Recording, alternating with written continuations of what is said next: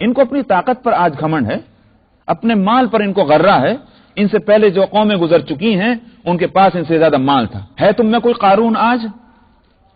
قارون سے بڑھ کر مال والا کوئی تم میں کوئی ہے آج؟ کانو اکثر منہم واشد قوہ.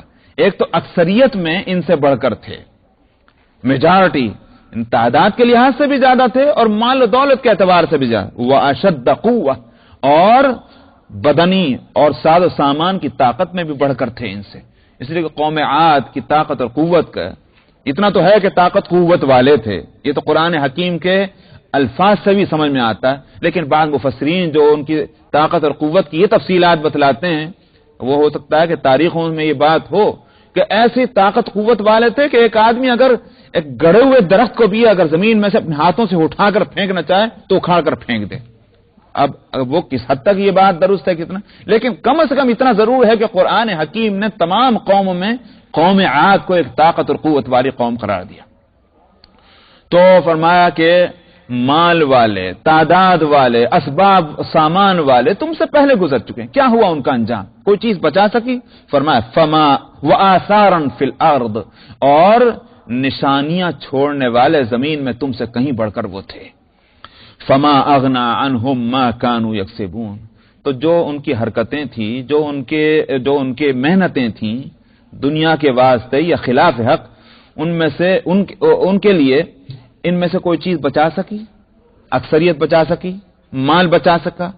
یا ان کا ساز و سامان بچا سکا اللہ کے عذاب سے؟ فما اغنا عنہم ما کانوا یکسبون فلما جاءتهم رسلهم بالبينات فرحوا بما عندهم من العلم.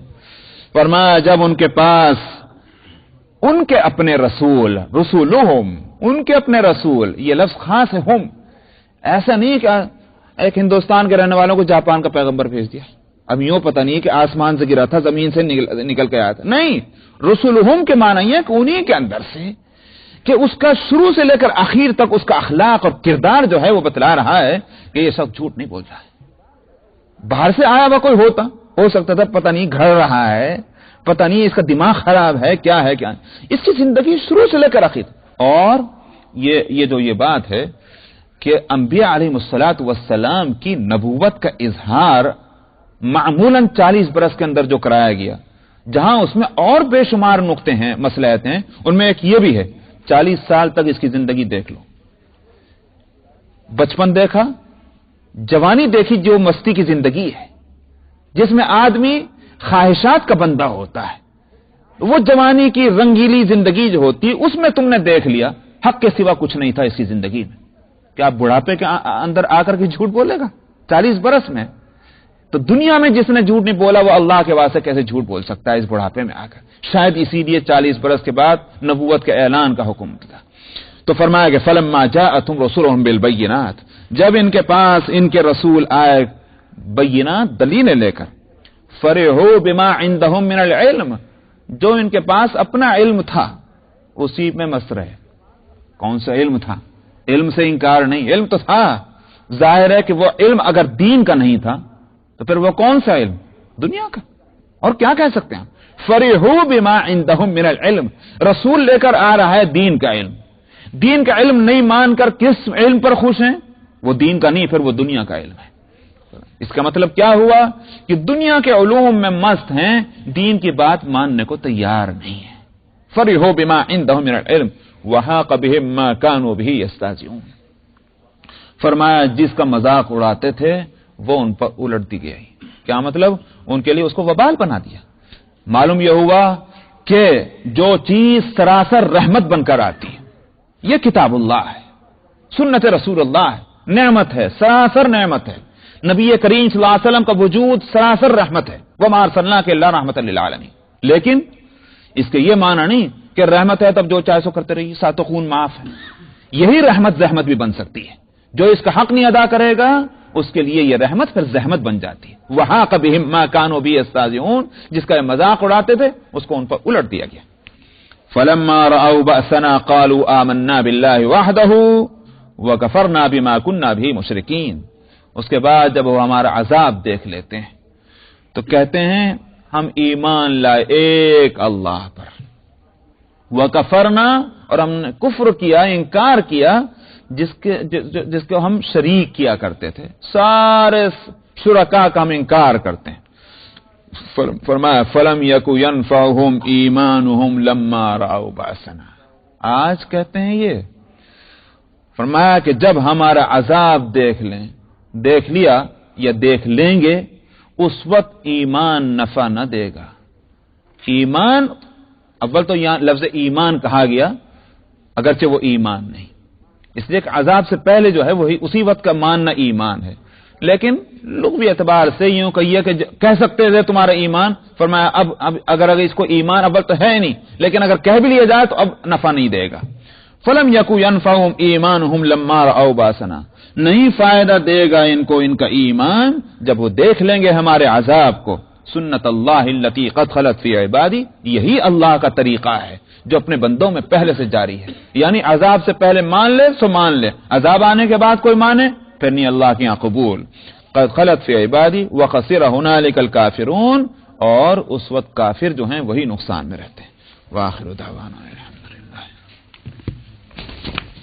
حامیم السجدہ،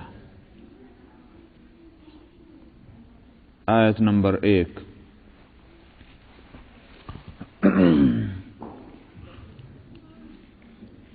اعوذ باللہ من الشیطان الرجیم، بسم اللہ الرحمن الرحیم۔ حامیم تنزیل من الرحمن الرحیم، کتاب فصلت آیاته قرآنا عربیا لقوم يعلمون، بشیرا ونذیرا فأعرض أكثرهم فهم لا يسمعون، وقالوا قلوبنا في أكنة مما تدعونا إليه وفي آذاننا وقر ومن بيننا وبينك حجاب فاعمل إننا عاملون، قل إنما أنا بشر مثلكم يوحى إلي أنما إلهكم إله واحد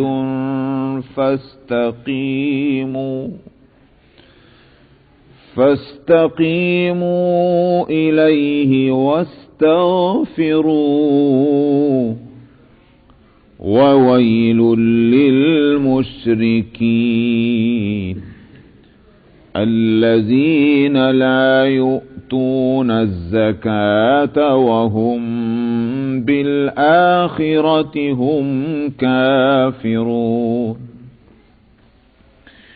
إن الذين آمنوا وعملوا الصالحات لهم أجر غير ممنون،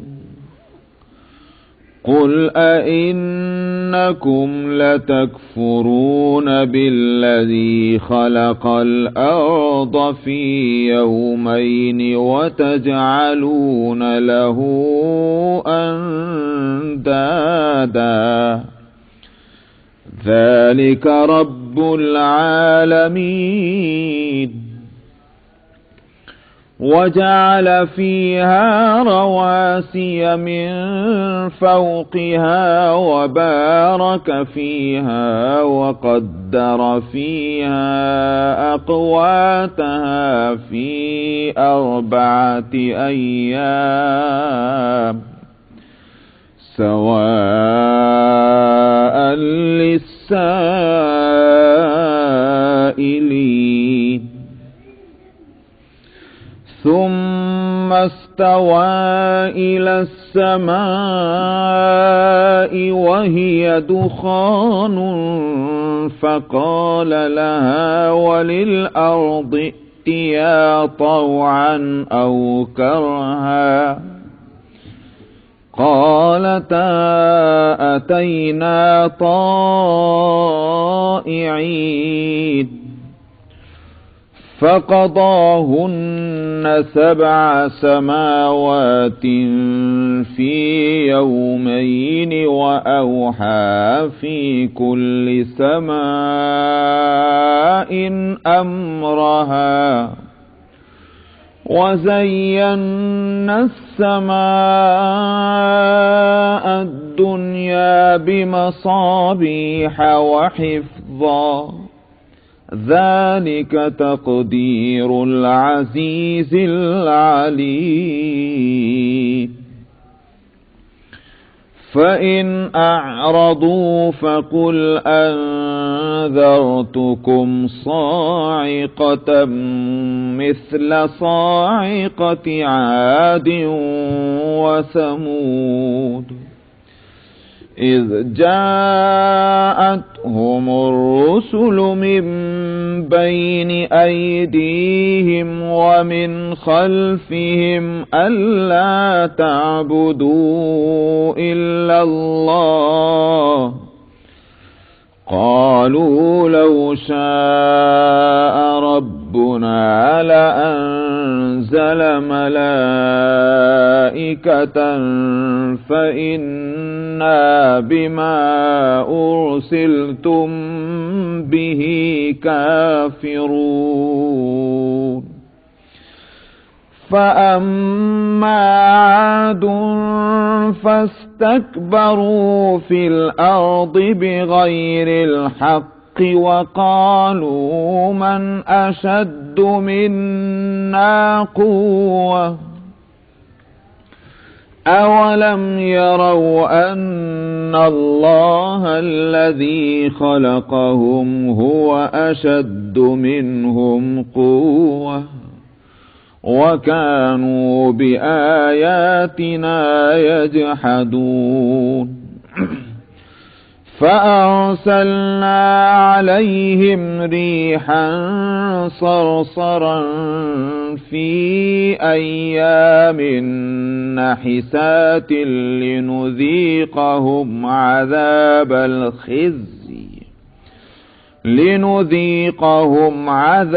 الخزي في الحياة الدنيا ولعذاب الآخرة أخزى وهم لا ينصرون وأما ثمود فهديناهم فاستحبوا العمى على الهدى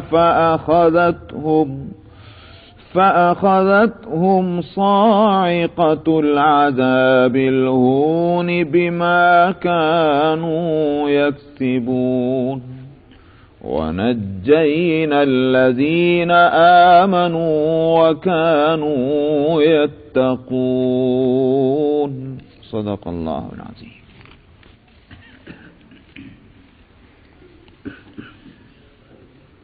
इस सूरत का एक नाम तो है हामीम अस-सजदा, जैसा कि इसी कुरान शरीफ में ऊपर लिखा हुआ भी है। ये नाम इसलिए पड़ा कि इस सूरत की इब्तिदा लफ्ज हामीम से है, और अगरचे इस लफ्ज से और भी सूरों की इब्तिदा हुई, मगर यह कि इस सूरत के अंदर आयत सजदे की भी आई है, तो हामीम अस-सजदा ये नाम पड़ गया, जिससे कि पहचानी जाती है ये सूरत। दूसरा नाम इस सूरत का सूरा फुस्सिलत भी है, इसलिए कि इसी सूरत की तीसरी आयत में किताबुन फुस्सिलत लफ्ज आया है, तो इस सूरत का नाम सूरह फुस्सिलत भी है। मक्की है ये सूरा, क़ब्ल हिजरत इसका नुज़ूल हुआ, और एक वाक़े से ये बात मालूम होती है कि हज़रत उमर रज़ियल्लाहु अन्हु के इस्लाम लाने से पहले ये सूरत नाजिल हुई। हज़रत हमज़ा ईमान ला चुके हैं उस वक्त तक या नहीं ला चुके हैं, یہ تو ذرا مشکل ہے کہنا. اندازہ ہے کہ جو حالات پیدا ہو چکے تھے اس وقت مکہ مکرمہ میں، مشرکین مکہ ذرا پریشان تھے اسلام کی بڑھتی ہوئی طاقت سے. اگرچہ وہ طاقت میں غیر معمولی اضافہ حضرت عمر کے اسلام لانے کے بعد ہی ہوا، مگر کم سے کم ان کو ایک اندازہ تو ہو گیا تھا. حضرت حمزہ کے ایمان اور اسلام کے لانے سے ان کو پریشانی تو ہو ہی گئی تھی، اس لیے کہ حمزہ بھی رضی اللہ عنہ اپنا اثر و رسوخ رکھتے تھے مکے کے سوسائٹی میں، اس لیے ان کے اسلام لانے سے مکے والے کچھ پریشان تو ہو گئے تھے. مگر یہ ضرور تھا، جانتے تھے کہ حمزہ با اثر تو ہیں مگر زیادہ جاؤ جلال والے نہیں. حضرت عمر جب ایمان لے آئے تو سب کی سیٹی گم ہو گئی، کسی کی مجال نہیں تھی کہ عمر کے مقابلے میں آ جائے. یہ حضرت عمر اسی واسطے نبی کریم صلی اللہ علیہ وسلم نے دعا میں دو کے لیے فرمایا تھا کہ خداوندہ اور اسلام کو عزت دیجئے عمر یا ہشام کے، یعنی ابو جہل کے اسلام لانے سے، اس طرح سے جو ہے شوکت اور قوت مل جائے گی، اسلام کو ایسی صورت کر دیجئے. اللہ تعالیٰ نے حضرت عمر کے حق میں قبول فرما لیے. ابو جہل جو ہے اس کی بدنصیبی جوں کی توں رہی. تو حضرت حمزہ اس وقت اسلام لا چکے ہیں نہیں لا چکے متعین طور پر تو نہیں کہا جا سکتا، اندازہ یہ ہے کہ وہ ایمان لا چکے ہوں گے، تبھی تو مکے والے پریشان ہیں. یہ بات جو کہی جا رہی ہے کہ وہ ایمان لا چکے کہ نہیں لا چکے، اور حضرت عمر کے اسلام لانے سے پہلے سورہ نازل ہوئی، یہ اس لیے کہ ایک واقعہ ہوا حضرت عمر کے اسلام لانے سے پہلے کا. اور واقعہ یہ ہے کہ مشرکین مکہ میں سے کچھ لوگ حرم مکی کے اندر بیٹھے ہوئے تھے، بیٹھے رہا کرتے تھے، کبھی آ گئے بیٹھ گئے، اور بہرحال ان کے نزدیک بھی بیت اللہ تو بیت اللہ ہی تھا. نبی کریم صلی اللہ علیہ وسلم بھی اس وقت تشریف رکھتے تھے مگر ایک دوسرے حصے میں حرم کے. ان قریش مکہ کے ساتھ سرداران مکہ میں سے ایک مشہور شخص عتبہ ابن ربیعہ، جو سرداروں میں جن کا شمار ہوتا ہے، معمر تھے، تجربے کار تھے، سمجھدار تھے، ہوشیار تھے، با اثر تھے، تو وہ بھی تھے وہاں.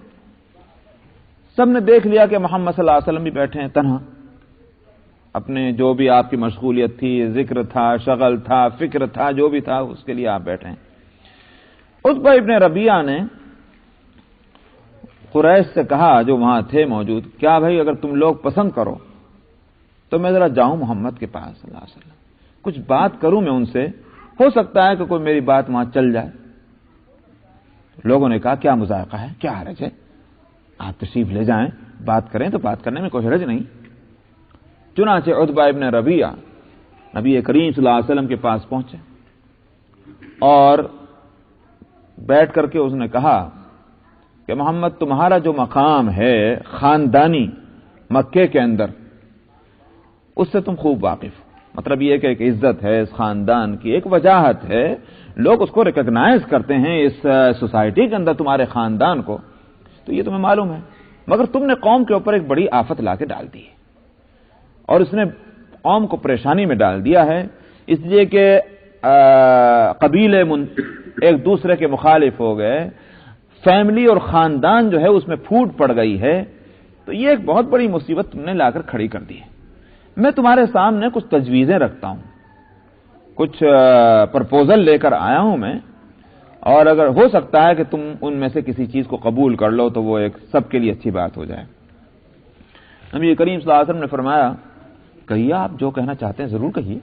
ابو الولید ان کی کنیت تھی کیونکہ ولید کے ابا تھے وہ، تو ولید ان کے بیٹے کا نام، تو آپ نے جو عرب کا رواج ہے اس کے مطابق آپ نے فرمایا ابو الولید آپ کہیے میں سنوں گا. تو انہوں نے کہا کہ اے محمد صلی اللہ علیہ وسلم، اگر تم یہ ساری کوشش اور جد و جہد اس لیے کر رہے ہو کہ تم مال چاہتے ہو، اس طرح سے کچھ لوگ تمہارے گرد اکٹھے ہو جائیں گے تو تم مال چاہتے ہو اس کے ذریعے سے اکٹھا کرنا، تو کوئی فکر کی بات نہیں، میں اطمینان دلاتا ہوں اتنا مال مکے کے لوگ اکٹھا کر دیں گے کہ تم سب سے زیادہ مالدار عرب میں بن جاؤ گے، اس کا وعدہ ہے. تو کوئی ضرورت نہیں کسی پریشانی اٹھانے کی، صاف بتا دو، اس کا انتظام کیا جاتا ہے. اور اگر اس سے ہٹ کر کے تم یہ چاہتے ہو کہ بھائی تمہاری سرداری قائم ہو، تمہاری بڑائی قائم ہو، تم سب سے بڑے بن جاؤ، تو ٹھیک ہے ہم اس کے لیے بھی تیار ہیں، تمہیں ہم اپنا سردار بنا لیں، تمہارے حکم کے بغیر، تمہارے مشورے کے بغیر کوئی کام نہیں کریں گے، چلیے صاحب ہم اس کے لیے بھی تیار ہیں. اور اگر تم یہ چاہتے ہو کہ نہیں پورے عرب کے ہی تم بادشاہ بن بیٹھو تو ہم اس کے لیے بھی پورا اطمینان دلاتے ہیں، ہمارے اثرات ہیں پورے عرب پر، ہم ایک فیصلہ کرتے ہیں تو عرب اس کو مانتا ہے تو ہم تمہیں بادشاہ بھی بنا لیں گے۔ اور اگر یہ سب کچھ نہیں بلکہ یہ کہ تم جو کچھ یہ حرکتیں کر رہے ہو یہ تمہارے اوپر دراصل کوئی جنون، کوئی سحر، کوئی جادو، کوئی جن اور دیوی اور دیوتا اور شیطان کا کوئی سایہ تم پہ پڑ گیا ہے تو ٹھیک ہے، اس کا بھی انتظام ہم کر سکتے ہیں، جہاں جہاں سے بھی ہو سکتا ہے ممکن ماہرین فن کو لا کر بٹھا دیں گے، تمہارا علاج کرائیں گے، اپنے خرچ سے علاج کرائیں گے، تمہاری ایک پیسہ بھی خرچ نہیں ہوگا۔ تو یہ ہمارے پرپوزل ہیں۔ حاصل یہ کہ جو کام تم کر رہے ہو اس سے قوم کو پریشانی ہے، اس کو چھوڑ دو، آخر تمہاری غرض کیا ہے وہ غرض تم سامنے لاؤ تو اس کو پوری کریں گے۔ نبی کریم صلی اللہ علیہ وسلم نے سب سنا، آپ نے فرمایا کہہ لیا تم نے جو کچھ کہنا تھا؟ جی میں نے کہہ لیا۔ انہوں نے کہا کہ اب میرا جواب سننا ہے کہ جی۔ آپ نے اعوذ باللہ بسم اللہ پڑھ کے اور یہ سورۃ تلاوت شروع کر دی، پڑھتے رہے اور آیت سجدہ جب آئی، آیت نمبر اس کا ہے، دیکھیے کہاں تک پہنچے آپ، پڑھتے پڑھتے آیت نمبر 38 تک آپ پڑھتے چلے گئے۔ آیت نمبر 38 تک پہنچ کر کے جہاں آیت سجدہ ہے اس کی تلاوت کر کے جو حکم شرعی ہے اس کے مطابق آپ نے سجدہ کیا اور سجدہ سے سر اٹھا کر آپ نے فرمایا تم نے سن لیا جو میں نے پڑھا؟ اور ابو الولید کا حالت کی یہ کہ اس طرح سے یوں ٹیک لگایا، ٹک ٹکے باندھے آپ کو دیکھ رہا ہے، ایک لفظ بھی اس کے منہ سے نہیں نکل رہا ہے، آپ پڑھ رہے ہیں اور وہ اس طرح توجہ سے سن رہا ہے۔ سجدے سے سر اٹھا کر آپ نے پوچھا سن لیا تم نے؟ سن لیا، یہی میرا جواب ہے، اب اس کے بعد جو تمہاری سمجھ میں آئے وہ تم کرو۔ ابو الولید وہاں سے اٹھا اور وہ اس طرح سے چلا اس مجمع کی طرف قریش کے کہ قریش کے لوگوں نے دیکھ کر ایک دوسرے سے کہا ابو الولید کا چہرہ وہ نہیں ہے جو یہاں سے جاتے وقت تھا، معلوم ہوتا ہے کہ بات کوئی دوسری ہو گئی۔ چنانچہ وہ ابو الولید وہاں پہنچے، عتبہ پوچھا کیا گزری؟ کہنے لگا میں ایک ایسا کلام سن کر آیا ہوں کہ میں نے کبھی بھی ایسا کلام سنا نہیں تھا، نہ تو وہ جادو ہے، نہ وہ کوئی کہانت ہے، نہ کوئی فن ہے، وہ کہیں ان سے بلند و بالا کوئی چیز ہے۔ میرا ایک مشورہ سن لو تم لوگ، مشورہ یہ ہے کہ محمد کو اس کے حال پہ چھوڑ دو۔ اب اگر مکے والے جو ہیں انہوں نے اس کا قصہ ختم کر دیا تو تمہارے ہاتھ تو اس کے خون سے نہ رنگے جائیں گے، تم کہاں کو مصیبت لیتے ہو اپنے سر؟ اور اگر یہ مکے والوں پہ عرب والوں پہ غالب آ گیا تو ٹھیک ہے، اس کا غلبہ تمہارا غلبہ ہوگا، تمہاری برادری کا، تمہارے شہر کا ایک آدمی ہے، تم اس کو اس کے حال پہ چھوڑ دو۔ لوگوں نے کہا ابو الولید معلوم ہوتا ہے اس کا جادو تمہارے اوپر بھی چل گیا ہے۔ عتبہ نے کہا کہ بہرحال جو میری رائے تھی وہ میں نے تمہارے سامنے رکھ دی، اس کے بعد تمہیں اختیار ہے۔ یہ جابر بن عبداللہ کی روایت سے واقعہ موجود ہے حدیث کی کتابوں میں۔ اس میں ایک لفظ بھی آتا ہے وہ یہ کہ آیت نمبر 13 جو ہے فَإِنْ أَعْرَضُوا فَقُلْ أَنذَرْتُكُمْ صَاعِقَةً مِثْلَ صَاعِقَةِ عَادٍ وَثَمُودَ، جس کا ترجمہ یہ ہے کہ اگر یہ اس کے باوجود یہ منہ پھیرتے ہیں تو آپ کہہ دیجئے کہ میں تم کو اس عذاب سے ڈراتا ہوں کہ جو عذاب قوم عاد اور قوم ثمود پر آ چکا تھا۔ یہ آیت اس میں آیت نمبر 13 ہے۔ تو ایک روایت میں یہ بھی ہے کہ جب آپ نے اس آیت کو پڑھا تو ابو الولید نے آگے بڑھ کر کے آپ کے منہ پر ہاتھ رکھ دیا اور کہا کہ اے محمد اپنی قوم کا خیال کرو۔ تو یہ سب تماشا دیکھ رہا تھا وہ مشرکین۔ جب وہ واپس گئے تو انہوں نے کہا کہ صاحب آپ وہ کیا کر رہے تھے، ان کے منہ کو کیوں روک رہے تھے، وہ کیا بات تھی؟ کہنے لگے انہوں نے ایک آیت ایسی پڑھی کہ میں ڈر گیا، اور تم جانتے ہو کہ محمد جب کوئی بات کہتے ہیں تو پوری ہو جاتی، مجھے یہ ڈر لگا کہیں ایسا نہ ہو کہ عذاب آ ہی جائے۔ یہ تھا مکے پر اثرات نبی کریم صلی اللہ علیہ وسلم کے۔ اول تو سردار مکہ کا آ کر اس انداز میں بات کرنا، اس کے معنی یہ ہے کہ گڑھا ہے پانی مر رہا ہے، یہ تو صاف ظاہر ہے۔ اور اس سے یہ بات سمجھ میں آتی ہے کہ اسلام جو ہے وہ اس کی اور تحریک اسلامی اس کی یہ شکل ضرور بن چکی ہے کہ مکے والے پریشان ہیں اور سمجھ رہے ہیں کہ اب یہ اپنے ہاتھوں سے نکل رہی ہے، یہ بات یہ اب قبضے میں نہیں ہے۔ تو حضرت حمزہ رضی اللہ عنہ کے اسلام لانے کے بعد بلا شبہ یہ شکل ہو گئی تھی یہ بات یہ بتلاتی ہے کہ ہو سکتا ہے کہ حضرت حمزہ رضی اللہ عنہ کے اسلام کے بعد یہ واقع ہو، لیکن یہ متعین بات ہے کہ حضرت عمر رضی اللہ عنہ اس وقت تک مسلمان نہیں ہوئے تھے۔ آپ نے اس سورہ کی کیوں تلاوت کی؟ یہاں ایک مسئلہ یہ ہو، اس سے تو کم زمانہ تو متعین ہو گیا، لیکن آپ نے اس سورہ کی تلاوت کیوں کی؟ اس وقت کوئی اور سورہ بھی ہو سکتی تھی جس کی تلاوت ہوتی۔ اس لیے کہ جو فضا اس وقت تھی اور جو یوں کہیے کہ ایک معاملہ نبی کریم صلی اللہ علیہ وسلم کے ساتھ ان لوگوں کا چل رہا تھا، اس صورت کے اندر ان سب کو جو ہے وہ ٹچ کیا گیا اور ان سب پر یوں کہیے کہ اس کا ریویو کیا گیا، ان کے جوابات دیے گئے۔ مثلا ایک یہ بات کہا کرتے تھے مکے کے لوگ کہ صاحب عجیب تماشا، یہ کہتے ہیں کہ ہم نبی ہیں اور پڑھ کے سناتے ہیں عربی کے اندر کچھ چیزیں۔ ارے بھائی عربی تو آپ کی مادری زبان ہے، عربی میں اگر آپ کوئی بات کہہ سکتے ہیں کون سے کمال کی بات ہے؟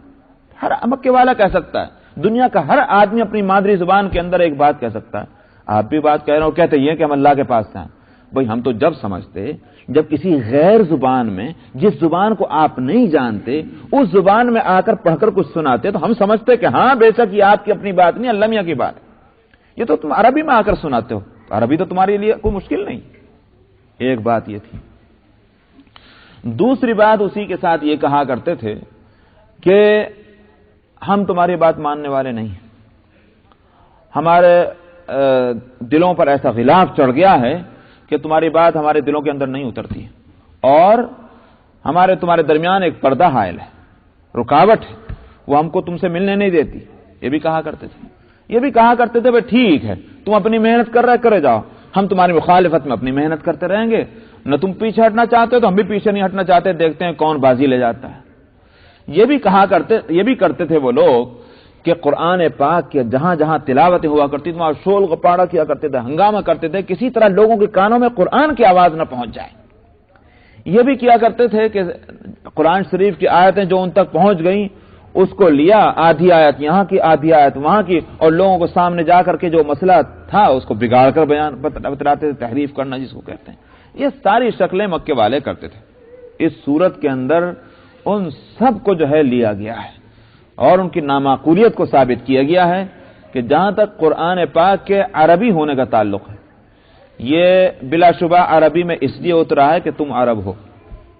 اگر غیر عربی میں آتا یہ قرآن تو بے وقوف تم اس وقت یوں کہتے کہ عجیب تماشا ہے، ہم عرب، نبی عربی اور قرآن اتر رہا دوسری زبان میں، بلا کیسے سمجھ میں آئے گا؟ اس وقت تم یوں کہتے۔ حقیقت یہ ہے کہ تم سمجھنا نہیں چاہتے، تم ماننا نہیں چاہتے، اس لیے بہانے بازی ہیں۔ اسی طرح سے ان کے اس بات کا بھی جواب دیا گیا کہ قرآن یا عربی جو اللہ کی طرف سے آیا، بے تکی باتوں سے، باطل کے ہتھیاروں سے اس حق کا مقابلہ نہیں ہو سکتا۔ جب کبھی بھی باطل اپنے ہتھیاروں کے ساتھ حق کے مقابلے میں آیا، اس کا انجام کیا ہوا تاریخ کے آئینے میں اس کو دیکھ لو۔ یہ اس طرح کی چیزوں کے جوابات بڑی تفصیل کے ساتھ اس سورہ میں دیے گئے ہیں۔ نبی کریم صلی اللہ علیہ وسلم نے اس پوری فضائے مکی کو سامنے رکھا، اور یہ کہ عتبہ ابن ربیعہ جو سرداران مکہ میں سے ہیں یہ آئے ہیں تو ظاہر ہے کہ یہ ان ساری فضا میں یہ بھی سانس لیتے ہیں، جانتے ہیں کیا کچھ ہو رہا ہے۔ ان کے سامنے یہ سورت تلاوت کر دی جائے کہ جس میں اس ساری فضا پر ریویو ہے اور ان کی نامعقولیت کو اس میں ثابت کیا گیا، اس لیے آپ نے اس سورہ کی تلاوت کی، اور بلا شبہ اس سورت نے ابو الولید پر، عتبہ ابن ربیعہ پر جو ہے اپنا اثر دکھلایا۔ فرماتے ہیں کہ حامیم، اس کے معنی تو اللہ ہی کو معلوم ہے، تنزیل من الرحمن الرحیم۔ پہلے ہی لفظ جو آیا یہاں مسئلہ صاف کر دیا، فرمایا کہ یہ اتارا ہوا ہے، یہ کتاب اتاری ہوئی ہے رحمان اور رحیم کی طرف سے۔ ایک تو یہ کہ اللہ کی طرف سے، تم بلا جتنا چیختے رہو چلاتے رہو کہ محمد کا کلام ہے، پہلے ہم بتا دیتے ہیں کہ محمد کا نہیں، یہ اللہ کا کلام ہے۔ تنزیل من الرحمن الرحیم، اسی کی طرف سے اتارا ہوا ہے۔ اب تم خود سوچ لو، اللہ کے پاس سے آئے ہوئے کلام کا مقابلہ دراصل اللہ کا مقابلہ کرنا ہے۔ اللہ کو تم مانتے ہو کہ وہ قوت والا، طاقت والا ہے، اس سے مقابلہ کر کے تم جیت جاؤ گے؟ تو پہلی بات تو یہ کہی۔ اس کے ساتھ الرحمن اور الرحیم فرمائے، اور وہ اس طرف اشارہ ہے کہ اللہ سبحانہ و تعالیٰ نے یہ قرآن اتارا ہی ہے بربنا رحمت، یعنی یہ کہ اللہ تعالیٰ نے یہ نہیں کہہ دیا کہ جاؤ تم زمین میں اترو، اپنے آپ تم اپنے راستے تلاش کرتے پھرو، کون سا راستہ صحیح کون سا غلط، بس تم جاؤ بھگتو اس کو، دنیا کو، یہ نہیں کیا۔ اللہ نے اپنی شان رحمانی اور شان رحیمی سے یہ معاملہ بھی فرمایا کہ انسانوں کو دنیا میں اتارا، اگر اتار کر ان کے کھانے کا انتظام بھی اللہ نے کیا، پینے کا انتظام بھی کیا، پہننے کا انتظام بھی کیا، رہنے کا انتظام بھی کیا، تو زندگی میں کون سے راستے صحیح ہیں کہ جس پر چلنا چاہیے، زندگی گزارنی چاہیے، کون سے راستے غلط ہیں جن سے بچنا چاہیے، اللہ نے اس کا بھی انتظام کیا پر بنائے مہربانی۔ اگر رزق کا انتظام کرنا اس کی شان رحیمی کے مطابق ہے تو ہدایت کا انتظام بھی کرنا اس کی شان رحیمی کے مطابق ہے، اسی لیے اس نے اس قرآن کو اتارا ہے تاکہ تم راستہ صحیح تلاش کر لو اس کی روشنی میں۔ تنزیل من الرحمن الرحیم، یہ اتارا ہوا ہے رحمان الرحیم کی طرف سے۔ کتاب، یہ ایک کتاب ہے، فصلت آیاتہ، جس کی آیتوں کو کھول کھول کر بیان کیا گیا، کہ ایسا نہیں کہ اس میں کوئی گنجلک ہے، جو مضمون ہدایت ہے سمجھ میں نہیں آ رہا، یوں پتہ نہیں چل رہا کہ اللہ میاں کتنے ہیں، معبود کتنے ہیں، نبی جو ہے اس کی ضرورت کیوں ہے، آخرت کا مسئلہ جو ہے سمجھ میں۔ کتاب فصلت، جو مسئلہ بھی قرآن شریف میں بیان کیا گیا ایسی وضاحت کے ساتھ بیان کیا گیا جس کو ہر ایک سمجھ سکتا ہے۔ قرآنا عربیا، جو اعتراض تھا اس کو دہرایا گیا، فرمایا کہ ہاں یہ قرآن ہے، یہ کتاب جو ہے یہ قرآن ہے، عربی کے اندر اتری ہے، عربیا لقوم یعلمون، مگر ظاہر ہے کہ اس کا فائدہ اسی کو ہوگا جو سمجھنے والی قوم ہو، جو سمجھنے کا فیصلہ نہ کرے اس کے لیے کیا۔ گویا اشارہ اس طرف ہے کہ نبی جو ہیں اس کا کام سمجھانا ہے، لیکن کس کو سمجھائے؟ جو سمجھنا چاہے، جو نہ سمجھنا چاہے اس کو نبی کہاں سے سمجھائے گا۔ لقوم یعلمون، قرآن اترا ہے سمجھنے والی قوم کے واسطے، بشیرا و نذیر، فیوری نہیں ہے کہ مان لو تو ٹھیک، نہیں مانو تو ٹھیک، کوئی فرق نہیں پڑتا مان لینے سے اور کوئی فرق نہیں پڑتا نہ ماننے سے۔ فرمایا کہ نہیں، یہ حقیقت لے کر آیا ہے، جو اس حقیقت کو فالو کرے اس کے لیے خوشخبری بھی دیتا ہے یہ قرآن، اور جو مخالفت کرے اس کو اس کا انجام بد سے ڈراتا بھی ہے۔ خوب سمجھ کر کے اس قرآن کی طرف متوجہ ہونا، یہ کوئی محض ایک تھیوری نہیں ہے کہ صاحب آسمان گھوم رہا ہے کہ زمین گھوم رہی ہے، سورج حرکت میں ہے کہ زمین حرکت میں ہے، اچھا بھائی اس کو مان لو تو کوئی حرج نہیں، اس کو مان لو تو کوئی حرج نہیں، ایسی کوئی بات نہیں۔ بشیرا و نذیرا، یہ انسان کے انجام کو بتلاتا ہے یہ قرآن، یہ مانو گے تو یہ انجام ہوگا اور یہ نہیں مانو گے تو یہ انجام ہوگا۔ فَأَعْرَضَ أَكْثَرُهُمْ فَهُمْ لَا يَسْمَعُونَ، فرمایا کہ ان کی میجارٹی جو ہے وہ اس سے منہ موڑے ہوئے ہیں، سو وہ سننا نہیں چاہتے۔ فَهُمْ لَا يَسْمَعُونَ وَقَالُوا قُلُوبُنَا فِي أَكِنَّةٍ، اور وہ یوں کہتے ہیں کہ ہمارے دل جو ہیں وہ غلاف کے اندر ہیں اور ان میں کوئی بات اترتی نہیں، مِمَّا تَدْعُونَا إِلَيْهِ، ان چیزوں سے پردے میں آ چکے ہیں جن چیزوں کی آپ دعوت دیتے ہیں۔ وَفِي آذَانِنَا وَقْرٌ، اور اسی طرح سے ہمارے کان بھی بہرے ہیں۔ وقر کہتے ہیں آڑ کو، کوئی چیز مثال کے طور پر یہ دروازہ ہے کھلا ہوا ہے، آپ کوئی چیز اس میں پھنسا دیں کہ جس کی وجہ سے آنا جانا جو ہے وہ آسان نہ رہے، وہی وقر ہے۔ تو کان کے اندر ایسی چیز ٹھوس دی جائے کہ لوگوں کی کان آوازیں نہیں آ رہی ہیں، تو وفی آذاننا وقر، ہمارے کان بہرے ہیں۔ ومن بیننا وبینک حجاب، اور ہمارے اور تمہارے درمیان ایک پردہ حائل ہو چکا ہے۔ فعمل اننا عاملون، تو آپ اپنا کام کیے جائیں، ہم اپنا کام کیے جائیں گے۔ کیا مطلب؟ مطلب یہ ہے کہ تمہارا راستہ ادھر، ہمارا راستہ ادھر، ایک، اور دوسری بات یہ بھی ہے تم اپنی جو ہے دعوت کا کام کرتے رہو، ہم تمہاری مخالفت کا کام کرتے رہیں گے، ٹھیک ہے دیکھتے ہیں کون بازی لے جائے، دونوں معنی ہو سکتے ہیں۔ قل انما انا بشر مثلکم یوحی الی، فرمایا کہ آپ کہہ دیجئے کہ میں نے کبھی خدائی کا دعویٰ نہیں کیا، میں زور زبردستی جو ہے تمہیں راہ حق پہ نہیں لا سکتا، یہ کام تو اللہ کے ہیں، میں تو ایک انسان ہوں۔ ہاں یہ فرق مجھ میں اور تم میں ضرور ہے کہ میری طرف اللہ کی طرف سے وحی آتی ہے، یعنی جو کچھ میں کہتا ہوں یہ نہیں کہ انسان ہوں تو میں اپنی طرف سے کہہ رہا ہوں، بلکہ جو کچھ ہوں انسان ہے کہ مادے کے اعتبار سے، حقیقت کے اعتبار سے تم میں اور مجھ میں کوئی فرق نہیں، جو حقیقت ایک خلقی تمہاری ہے وہی میری بھی ہے، کہ تم بھی انسان میں بھی انسان، اس لحاظ سے فرمایا مثلکم، میں ایک انسان ہوں تمہارے جیسا۔ ہاں وحی کی جاتی ہے میری طرف اس بات کی کہ تمہارا معبود بس ایک ہی معبود ہے، فاستقیموا الیہ، سو اسی کی طرف تم متوجہ ہو جاؤ، سیدھے سیدھے اسی کی طرف چلو، واستغفروہ، اور اس سے مغفرت چاہو، اپنی سابقہ تمام خطاؤں، کفر اور شرک اور گناہوں کی مغفرت چاہو سے۔ وویل للمشرکین، اور خرابی ہے مشرکین کے واسطے، الذین لا یؤتون الزکاۃ وهم بالآخرۃ هم کافرون، جو زکات نہیں دیتے اور آخرت کا انکار کرتے ہیں۔ یہاں زکات کا مسئلہ آیا، ابھی ذہن میں یہ بات ہوگی کہ مکی سورہ ہے، اور جو لوگ سیرت کا مطالعہ کیے ہوئے ہیں وہ یہ بھی جانتے ہیں کہ زکوٰۃ کی فرضیت جو ہے وہ آئی ہے مدینہ کے اندر. جیسے روزے کی فرضیت مدینہ میں آئی، زکوٰۃ کی فرضیت بھی مدینہ میں آئی ہے. اور یہ سورہ ہے مکی. لا یؤتون الزکاۃ کے مطلب کیا ہوا؟ اس کے دو جواب ہیں. ایک جواب تو یہ ہے کہ زکوٰۃ اصطلاحی مراد نہیں بلکہ یہ زکوٰۃ کے لغوی معنی مراد ہے. زکوٰۃ کے معنی ہے صاف کرنے کے، نفس اور روح کی صفائی مراد ہے کہ جو لوگ اپنے آپ کو پاکیزہ اور صاف ستھرا نہیں کرتے اور آخرت پر یقین اور ایمان نہیں رکھتے. ایک تو معنی یہ ہو گیا، تب تو کوئی اشکال ہی نہیں. بعض لوگ کہتے ہیں کہ نہیں، یہاں زکوٰۃ سے مراد زکوٰۃ اصطلاحی ہی ہے. پھر اس کا جواب یہ ہے کہ اصل میں فرائض دینی تھے تو شروع ہی سے، لیکن ان کی وہ شکلیں جو ہیں وہ بعد میں بنتی چلی گئی. مثلا نماز جو ہے وہ مکہ مکرمہ کے اندر بلکہ ابتدائی اسلام میں بھی تھی. نماز قبل از معراج نماز تھی، یہ نہیں کہ نماز نہیں تھی، مگر اس کے اوقات یہ نہیں تھے یا اس کا انداز یہ نہیں تھا. صبح اور شام آپ دو نمازیں پڑھ لیا کرتے تھے. نبی حضرات صحابہ رضی اللہ عنہ اسے صبح اندھیرے پڑھ لی اور رات کو اندھیرے پڑھ لی. اس وقت تو حالت یہ تھی کہ دن کے اجالے میں ایمان اور اسلام کی باتیں کون کر سکتا تھا، رات کی اندھیری میں ہوتا تھا.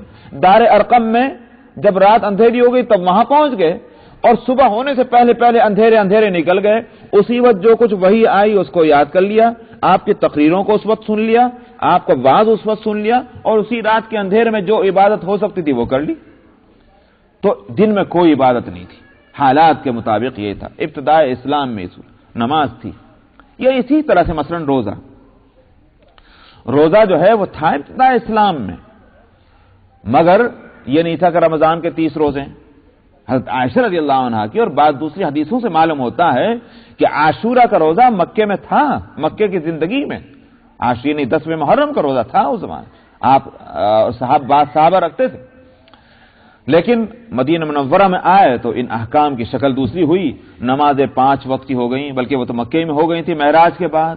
اور اسی طرح سے گویا روزے کی سن 2 ہجری کے اندر سورہ بقرہ کا نزول ہوا تو روزے کی فرضیت باقاعدہ ہوئی کہ رمضان کے روزے رکھے جانے ہیں. اسی طرح سے زکوٰۃ بھی ہے کہ زکوٰۃ مجملاً زکوٰۃ تھی پہلے سے، راہ خدا میں خرچ کرنا، اس کی اہمیت تھی کہ جو ہاتھ میں ہے وہ خرچ کر ڈالو اللہ کے واسطے. اس وقت جو ہے اسی کا تقاضا.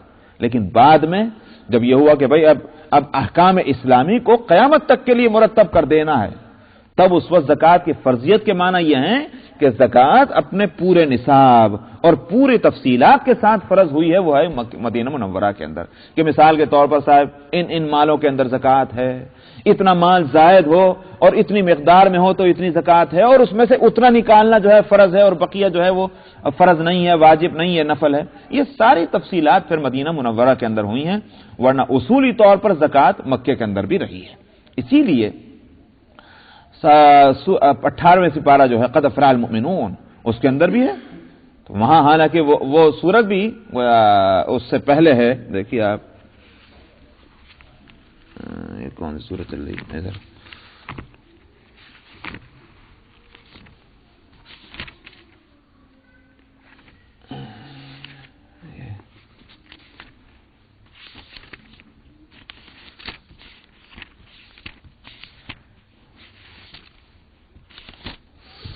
یہ سورہ مومنون جو ہے مکی ہے، یہ بھی مکہ مکرمہ میں نازل ہوئی. 18ویں سپارہ اس قرآن شریف کا صفحہ 874 میں اس میں لفظ آ رہا ہے آیت نمبر 4 میں والذین هم للزکاۃ فاعلون. اور جو لوگ یعنی کامیاب ہو گئے وہ مومنین کہ جو نمازیں قائم کرتے ہیں اور یہ کرتے ہیں اور وہ کرتے ہیں، اور ساتھ میں زکوٰۃ کے لیے لفظ بھی آیا وہ ہم للزکاۃ فاعلون، زکوٰۃ کرتے ہیں. لفظی ترجمہ تو یہ ہوگا. اب زکوٰۃ کرتے ہیں کیا مطلب؟ یا تو وہی ترجمہ وہاں بھی کیجئے یعنی صفائی نفس کا کام کرتے ہیں، یا پھر یوں کہیے کہ زکوٰۃ ادا کرتے ہیں. تو زکوٰۃ ادا کرتے ہیں. کیسی زکوٰۃ؟ اس لیے میں نے کہا کہ مکے کے اندر زکوٰۃ تھی مگر اپنی اس تفصیلات کے ساتھ نہیں تھی. جو ہے وہ دے دو، بس اسی کا نام زکوٰۃ ہے. جتنی دے دو اسی کا نام زکوٰۃ ہے. تو وہی یہاں بھی رہے گا. فرمایا کہ لا یؤتون الزکاۃ وویل للمشرکین الذین لا یؤتون الزکاۃ وهم بالآخرۃ هم کافرون. یہ کیا کھل گیا؟ 1287.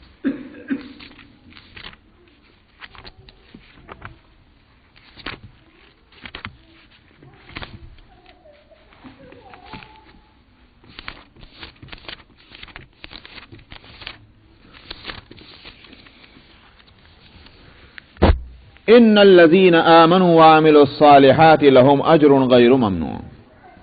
اس کے مقابلے میں جو لوگ ایمان لے آئے اور نیک اعمال کیے ان کے واسطے نہ ختم ہونے والا اجر ہے. ممنون کے دو ترجمے ہیں غیر ممنون کے. ایک ترجمہ تو یہ جو میں نے کیا، نہ ختم ہونے والے کے معنی یعنی برابر جاری رہے گا ان کے اعمال خیر کے بدلے میں. کیوں جاری رہے گا؟ اس زمانے میں خاص طور پر جو نیک عمل کر رہے ہیں وہ دراصل آنے والی نسلوں کے واسطے ان نیک عملوں کو ایک سلسلہ بھی جاری کر رہے ہیں. اپنے عمل کا ثواب تو ملے ہی گا، لیکن دوسرے لوگ جب ان اچھی سنتوں کو اپنائیں گے، اچھے اسوے کو اپنائیں گے، اس کا بھی ثواب ان کو ملنا ہی ہے. اس لیے نہ ختم ہونے والا ثواب بھی ہے. اور دوسرا ترجمہ غیر ممنون کا یہ ہے کہ جو انعام اور اکرام ان کا ہوگا احسان جتلا کر نہیں، بلکہ یہ کہ خود ان کے اعمال کو اپریشیٹ کر کے، قدردانی کر کے، جیسے دوسری جگہ فرمایا کہ ادخلوا الجنت بما کنتم تعملون. تم جنتوں میں داخل ہو جاؤ، تم نے دنیا میں بے شک محنتیں کی تھی، انہی محنتوں کی وجہ سے جاؤ جنت کے اندر، وہ ہے تمہارا ٹھکانہ. تو یوں کہیے کہ یہاں احسان جتلایا نہیں جائے گا اللہ کی طرف، حالانکہ اللہ میاں کے فضل سے جائے گا جو جائے گا جنت میں، کسی کا کیا رکھا ہے، لیکن اللہ کے فضل سے جانے کے باوجود اللہ تعالیٰ احسان نہیں جتلائیں گے.